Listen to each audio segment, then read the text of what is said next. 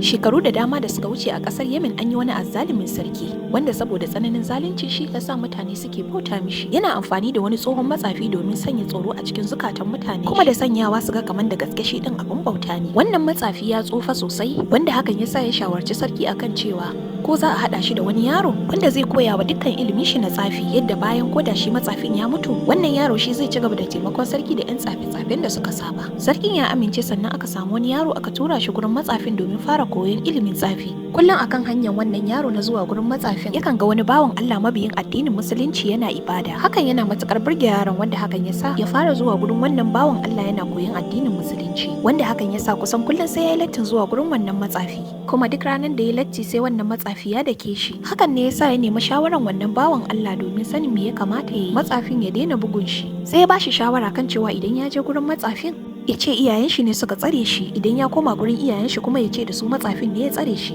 Wata rana wannan yaro ya fita domin zuwa gurin malaman shi sai ya tarar da wata babban dabba mai hadari yadda mutane suka tsaya jungun-jungun suna kallo babu halin wucewa. Nan ne yaron ya ce da kanshi yau zan bambance tsakanin mai gaskiya da mai ƙarya, tsakanin bawan Allah nan da kuma matsafi. Sai ya ɗauki wani dutse ya ce ya Allah idan malamin na ya fi soyuwa a gare ka fiye da matsafi ka sa wannan dutse ya kashe wannan dabba. Sannan ya jefi dabban da dutsen. Nan take kwa dabban ta faɗi ƙasa matacciya. A nan ne ya ƙara tabbatar da cewa addinin musulunci shine addinin gaskiya. Mutane sun cika da al'ajabin wannan lamari yadda cikin ƙanƙanin lokaci mutane da dama da ke fama da wasu cututtuka suka fara cincirindan zuwa gurin wannan yaro domin neman taimako. Kuma da izinin Allah yakan taimaka musu kuma su samu lafiya. Nan ne wannan bawan Allah ya nemi alfarman yaron kan cewa ko da wani abu ya zo ya faru gaba kada ya bayyana sunan shi sannan ya yi wa yaron fatan alkhairi. Bayan an yi haka ne ɗaya daga cikin gwamnonin sarkin da ke fama da cutar makanta ya je gurin yaron domin neman magani. Sai yaron ya ce da shi baya warkar da cuta. Allah ne mai warkar da cuta kuma idan ya yi imani Allah ɗaya ne bashi da abokin tarayya insha Allah idan shi zai buɗu. Nan take gwamnan ya yi imani da Allah kuma ba tare da bata lokaci ba idanuwansa suka buɗu. Wata rana ana zaman fada sai sarki ya lura da cewa idanun gwamnan nashi sun samu lafiya. A nan ne sarki ya tambaye shi ya aka yi idanun shi suka samu lafiya. Sai gwamnan ya ce da shi ubangiji na Allah shine ya bani lafiya. Waɗannan kalamai sun yi matukar tunzura sarkin domin shi a ganin shi shine yafi dacewa a bauta mishi. Wanda hakan ya sa cikin fushi sarkin ya sa aka dinga azabtar da wannan gwamna har sai da ya bayyana sunan yaron da ya bashi wannan addini. Yadda shi ma yaron aka dinga azabtar da shi har sai da ya faɗi sunan bawan Allah da ya bashi wannan addini na musulunci. Ba tare da bata lokaci ba sarki yasa aka kamo bawan Allah aka dinga azabtar da shi akan sai ya bar addinin shi na musulunci yadda har suka kashe shi bai yadda ya bar addinin shi ba.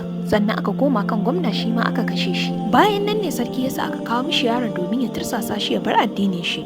Yaron kuwa yake cikin fushi sarki ya bada umarnin a ɗauki yaron a kai shi saman tsauni a jefo shi. Bayan sun hawar da shi saman tsaunin ne tsaunin ta fara girgiza. Yadda duk fadawan sarkin suka faɗo suka mutu amma banda yaron. Sarki ya cika da mamakin wannan lamari amma ya sake bada umarnin a ɗauki yaron a kai shi tsakiyar teku a jefa shi cikin ruwa. Bayan sun shiga cikin ruwan ne Allah ya kawo guguwar teku yadda ta ɗebe duk fadawan sarkin ta zuba su cikin ruwa amma banda yaron. Yaron ya sake komawa garin. Ya ce da shi hanya ɗaya zaka iya bi ka kashe ni shine ka tara duk jama'an garin nan sannan ka ɗaure ni a jikin bishiya sannan ka ce da sunan Allah sai ka harbe ni insha Allah zan mutu. Washe gari sarki ya tara duk jama'an da ke ganin shi sannan ya ɗaura yaron a cikin wani bishiya kuma ya ɗauko kwari da baka ya ce da sunan Allah ubangijin wannan yaro sai ya harba nan take ko yaro ya faɗi a ƙasa ya mutu. Wannan lamari shine da tabbatarwa mutane da dama cewa ubangijin wannan yaro shine ubangijin gaskiya yadda nan take mutane da dama suka karbi addinin musulunci. Wannan lamari ya matukar fusata sarki yadda yasa aka tona mishi wani babban rami sannan aka cika ta da wuta kuma ya bada umarni kan cewa duk wanda bai bar addinin musulunci ba a kamo shi a wurga shi cikin wannan wuta. Ana cikin haka ne wata mata mai dauke da jariri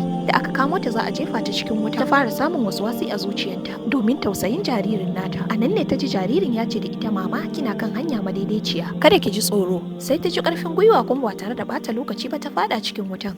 Waɗannan su ne mutanen da aka yi maganarsu a cikin suratul Buruj, wato ashabul ukhdud, kuma labarin yana cikin hadisi na 3005 a sahih Muslim.